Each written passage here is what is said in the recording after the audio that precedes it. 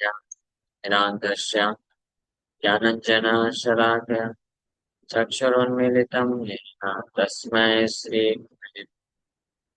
नमः विष्णुपादाय कृष्णप्रेष्ठाय भूतले श्रीमते भक्तिवेदान्त स्वामिनिति नामिने नमस्ते सारस्वती देवी गौरवाणी प्रचारिणे निर्विशेष शून्यवादी पाश्चात्यदेशकारिणे नित्यानन्द नमस्तुभ्यं प्रेमानन्दप्रदायिने कलौ कल्मषनाशाय जानवापते नमः नमो महावदन्याय कृष्णप्रेमप्रदायते कृष्णाय कृष्णचैतन्य नामने गौरसे जय श्री कृष्ण चैतन्य प्रभु नित्यानंद श्री अद्वैत गदाधर शिवासादि गौर भक्त हरे कृष्णा कृष्णा कृष्णा हरे हरे हरे राम राम राम हरे हरे हरे कृष्ण। आप सभी भक्तों का हार्दिक स्वागत है आज के श्रीमद् भगवद गीता की चर्चा। तो हम लोग चर्चा कर रहे हैं Shrimad Bhagavad Gita chapter 1 and verse number 31 पे चर्चा कर रहे थे कल। इसका तात्पर्य पढ़ना बचा हुआ था। तात्पर्य पढ़ तो इस श्लोक में अर्जुन वर्णन कर रहे हैं न च श्रेयो अनुपश्यामि अथवा स्वजनम आहवे न कांक्षे विजयम कृष्ण न च राज्यम सुखानि च। I do not see how any good can come from killing my own kinsmen in this battle, nor can I, my dear Krishna, desire any subsequent victory, kingdom, or happiness. So that's just Shreya Anupashti. Shreya means we discussed yesterday. हम लोग कल ये चर्चा किए थे श्रेया का अर्थ क्या होगा। श्रेया मीन्स अल्टीमेट बेनिफिट, जो हमारा वास्तविक हमारे जीवन का लाभ, उसके बारे में हमको विचार एक्ट कुछ भी कार्य को कुछ भी डिसीजन लेने के पहले तो क्या सोचना चाहिए। केवल प्रेयस के बारे में नहीं सोचना चाहिए, फ्यूचर नहीं, अल्टीमेट बेनिफिट। फ्यूचर बस प्रेयस भी हो सकता है। प्रेयस और श्रेयस, प्रेयस मतलब मटेरियल बेनिफिट, टेम्परेरी बेनिफिट, और श्रेयस मतलब स्पिरिचुअल बेनिफिट, परमानेंट बेनिफिट। उसके बारे में सोचना चाहिए और फिर डिसीजन लेना चाहिए किसको करना है कि नहीं करना।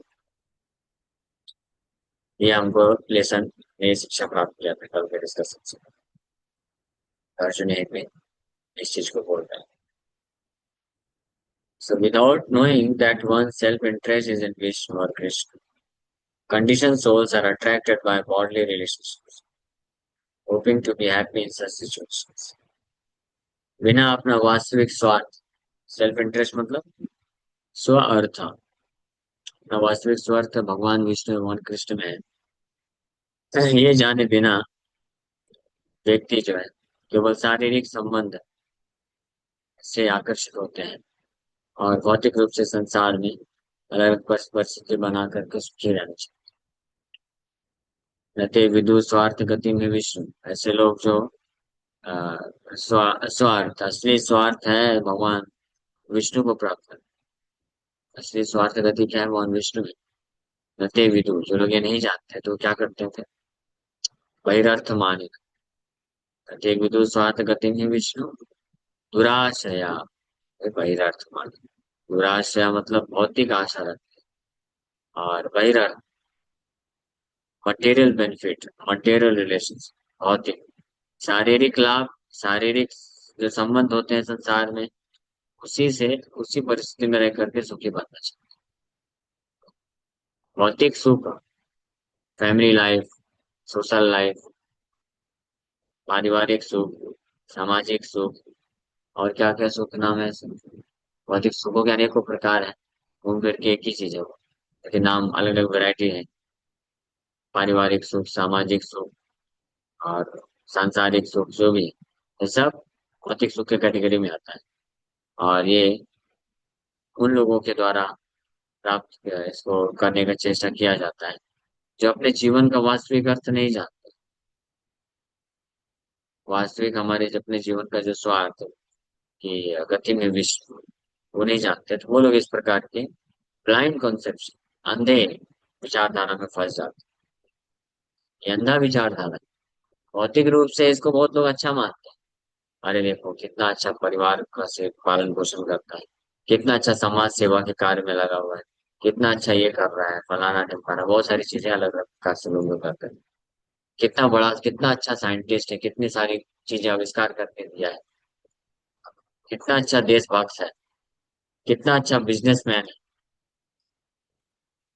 ये अभी कलयुग की दुर्दशा तो ऐसी हो गई है, जो लोग लोगों को पाप कर्म करने के लिए लगाते हैं, उसको भी समाज सेवक बोल देते हैं। मेरे को कोई बता रहा था कुछ 2 साल पहले की बात, कि एक प्रोस्टिट्यूट पॉर्न स्टार वैश्या का मृत्यु हो गया, कुछ 26 27 28 साल की थी। तो कई लोगों ने कमेंट डाला कि इस दुनिया से एक बहुत बड़ी समाज सेविका का देहांत हो गई। सोच, समाज सेविका चली गई संसार को छोड़कर, कितने लोगों का वो है सुख और संतुष्टि दे गई थी इस प्रकार। तो यानी लोगों को चेतना इतना घटिया हो गया है, इतना बेकार हो गया है कि लोग ये भी नहीं समझ सकते हैं कि हमारा वास्तविक जो है लाभ क्या है, जो हमारा हानि है, जिससे हम और दुखी हो जाएंगे और जंजाल में फंस जाएंगे, नरक में जाना पड़ेगा, फंस जाएंगे बंधन में।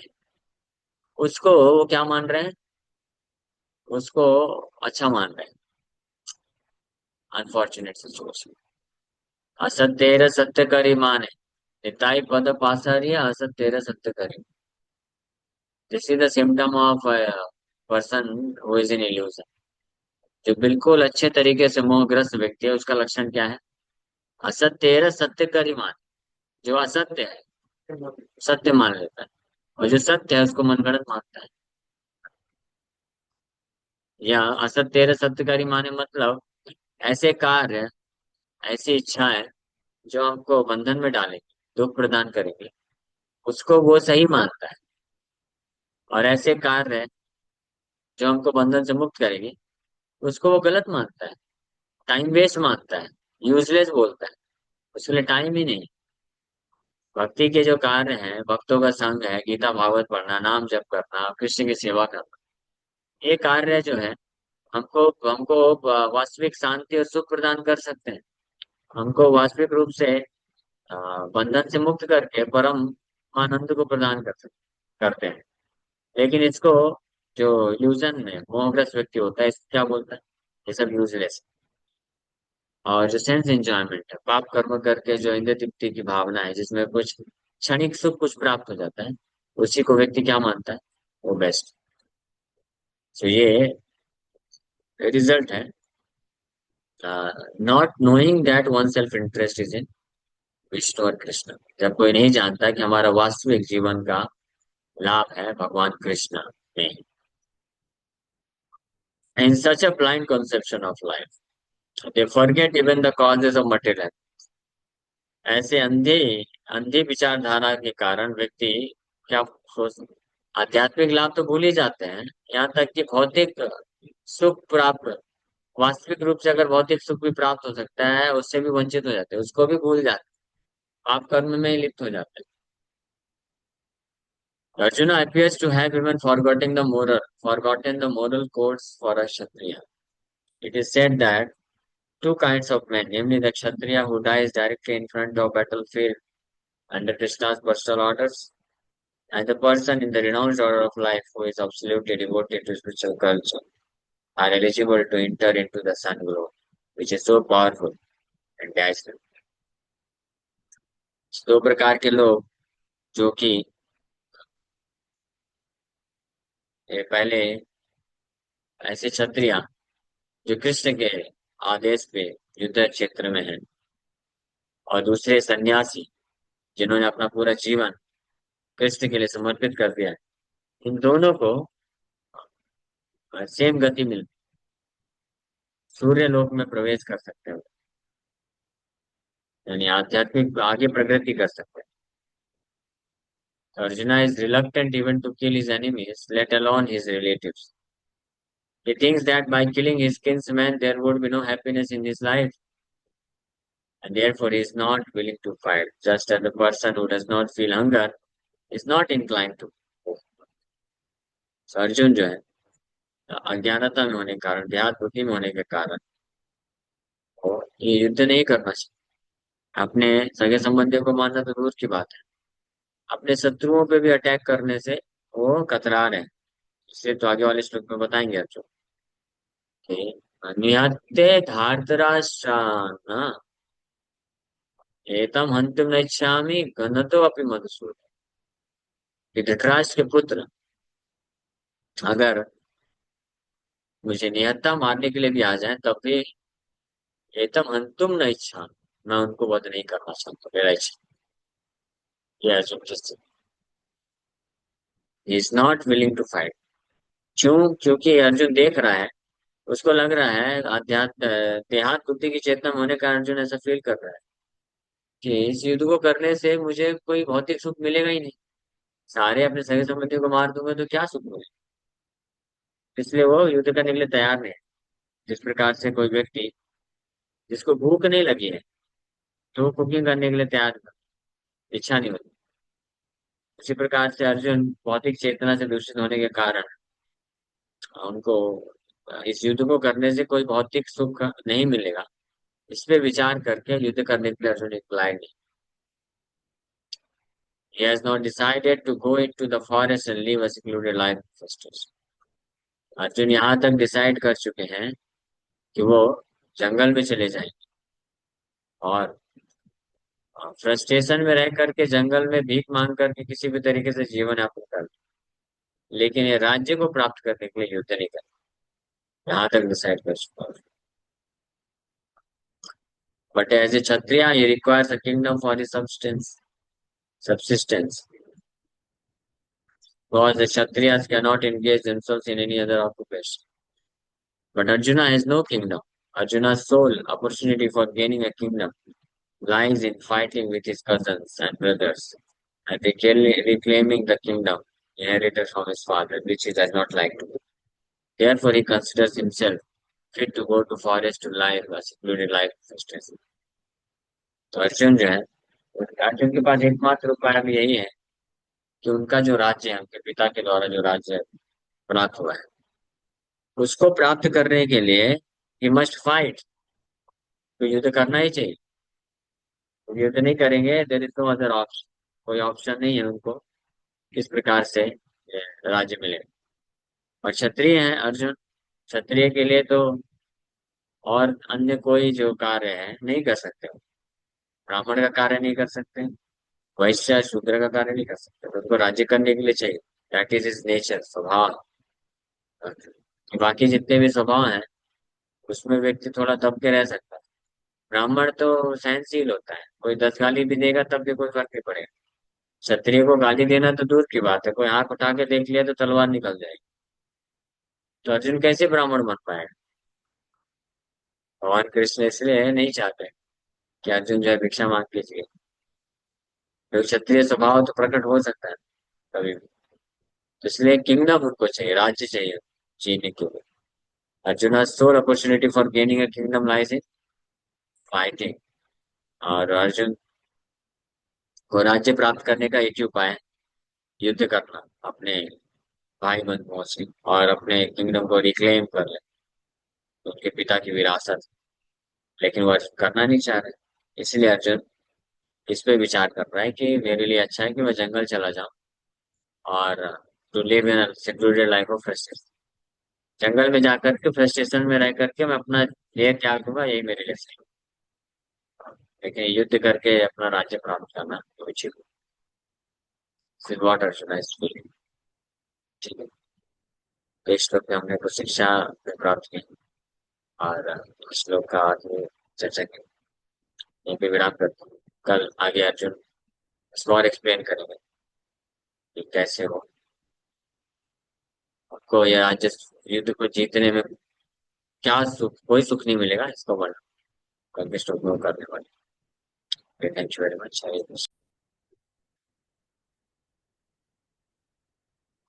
आरती माता जी सुन पा रही? हरे हरे कृष्ण प्रभु जी। हरे हरे कृष्ण कृष्ण। प्रभु जी। हरे कृष्ण। मेरा प्रश्न है कि क्या कहते हैं, कर्म अकर्म और विकर्म में क्या अंतर है? कर्म का अर्थ होता है शास्त्र विधि के अनुसार जब कोई कार्य करता है संसार में रहते हुए, कार्य जो शास्त्र जो कर्तव्य बताते हैं करने के लिए उसको कर्म कहते हैं। और अपने मनमाने तरीके से संसार में जो व्यक्ति कार्य करता है उसको विकर्म बोला जाता है। और ठीक। अकर्म मतलब जो भगवान की भक्ति के लिए, भगवान के प्रसन्नता के लिए, भगवान के आदेश का पालन करते हुए कार्य किया जाता है उसको अकर्म बोलते हैं। अकर्म का अर्थ होता है, कर्म का अर्थ होता है कि कोई व्यक्ति कुछ कार्य किया तो बंधन उसमें फंसेगा। मतलब उस कार्य को करने से, कर्म करने से उसको पुण्य मिलेगा और फिर पुण्य से उसको उसका फल भोगने के लिए वापस से जन्मेगा। और विकर्म मतलब होता है विकृत कर्म, यानी पाप करने से उसका बुरा परिणाम मिलेगा, उसको भोगने के लिए भी आना पड़ेगा। लेकिन अकर्म मतलब होता है ऐसे कार्य जो कृष्ण की प्रसन्नता के लिए किए जाते हैं, उसका बंधन नहीं हो। तो उस प्रकार के भक्ति में कार्यों को कर्म करके, भक्ति में कार्यों को करके जिसको अकर्म बोला जाता है, व्यक्ति इस संसार से हमेशा के लिए मुक्त हो जाता है और भगवान के धाम को प्राप्त करता है। क्लियर? जी। यस वंदना माता जी। हरे कृष्णा प्रभु जी, पंचांग प्रणाम प्रभु जी। मेरा आज के लेक्चर से नहीं है, क्वेश्चन कर सकते हो प्रभु जी? हाँ कुछ। प्रभु जी, जैसे हम भगवान को भोग देते हैं तो हमें मंत्र पर्दा बंद करने से पहले बोलना है या पर्दा बंद करके करना है? पर्दा बंद करके घंटी बजाते हुए मंत्र बोलना चाहिए। कि भगवान को जब हम मंत्र बोलते हैं तो भोग मंत्र कहलाता है, मतलब वो मंत्र के माध्यम से भगवान खाते हैं, तो सबके सामने नहीं खा सकते। पर्दा थैंक बंद यू कर। प्रभु जी। हरे कृष्णा। मैं पर्दा खोल के ही मंत्र बोलती थी। थैंक यू प्रभु जी। हरे कृष्णा। भगवान को जब भोग लगाते हैं ना, तो जी। वो जो खाद्य भोग पदार्थ होता है वो किसी को दिखना नहीं चाहिए। वैसे इसलिए अगर आपके किचन में ही ऑल्टर है तो अच्छी बात है। अगर किचन के बाहर ऑल्टर है, भगवान का विग्रह जहाँ पे है या फोटो फ्रेम भी है, तो अगर आप किचन से हॉल में प्रसाद भोग लेके आ रहे हैं और वहां पे किचन बाहर हॉल में कुछ लोग बैठे हुए हैं, फिर उसको भोग की थाली को ढक के लाना चाहिए और भगवान का पर्दा बंद करना चाहिए पहले ही। और भोग की थाली को ढक के ला करके पर्दे के अंदर जा करके भगवान के पास फिर रखना चाहिए। और फिर जो है उसका आचमन वगैरह करके शुद्धिकरण करके और फिर घंटी बजाते हुए भोग मंत्र बोलना चाहिए। यानी ये सारे प्रोसेस में बाहर का कोई भी व्यक्ति देखना नहीं चाहिए तो खाद्य पदार्थ को।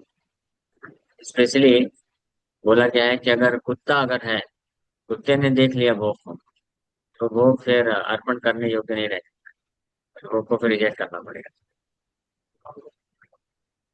थैंक यू क्या प्रभु जी। धन्यवाद। हरे कृष्ण।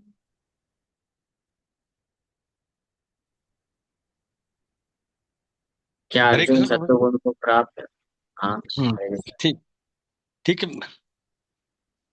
ठीक एक है, प्रश्न है। मेरा भी क्वेश्चन वही था कि जब अर्जुन युद्ध नहीं करना चाहते, ये तो सतोगुण है, ब्राह्मण वाले गुण हो गए ना। तो जैसे विश्वामित्र जी क्षत्रिय थे, रजोगुणी थे, राजेश थे, फिर वो ब्राह्मण को ब्राह्मण वाले तपस्या करके ब्राह्मण हुए। तो अर्जुन भी अगर युद्ध न करते तो वो भी तो ब्राह्मण बन सकते थे। हाँ तो उसके लिए भगवान को वहां हमको, पर भगवान हमको क्यों रोक रहे हैं वहां पर? हाँ तो अर्जुन उसके लिए भी उनको तपस्या करना पड़ता। कई हजारों वर्ष तक तपस्या करते तो ब्राह्मण बन सकते थे। लेकिन यहाँ पे भगवान अर्जुन को बहुत अच्छा ऑफर दे रहे हैं कि आपको 18 दिन में मैं बना देता हूँ ना, ब्राह्मण क्या शुद्ध वैष्णव बना देता हूँ, मेरे आदेश का पालन करो बन जाओ। तो ज्यादा अच्छा है ना वो ऑफर। विश्वामित्र मुनि को हजारों वर्ष तपस्या करना पड़ा तब ब्राह्मण बने। अर्जुन के पास डायरेक्ट भगवान अच्छा ऑप्शन दे रहे हैं।